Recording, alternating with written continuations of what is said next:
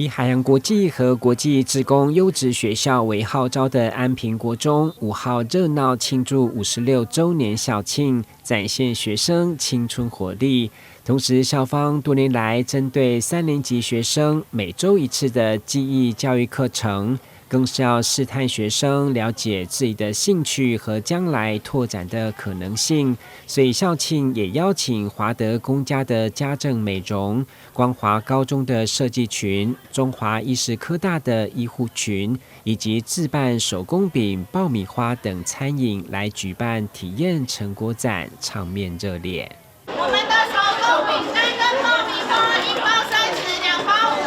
50。其中，華德公家結合池力時尚美學管理協會所推出的行動科技美容課程，輔導學生考照，以及應景的聖誕手工精油皂，用來創業和師資培訓，都吸引不少學生的興趣，紛紛來體驗。透過華德公家跟心動科技美容，讓我更認識美容知識，然後也會讓我更有興趣，以後可能會往這方面想要去走，會去教孩子相關有關美容跟美髮的一些相關課程，讓他們提早去知道這些課程的一個方向，還有沒有興趣。那過後會對他們在未來發展有多一項的選擇。技能的部分，把它結合在一些科技美容，還有我們的精油皂的一個結合，手做的課程。那從他們這些學習過程中有興趣之後呢，才能去在高中職裡面選擇他們未來在選擇科系的部分的專業技能。所以我們也在這個部分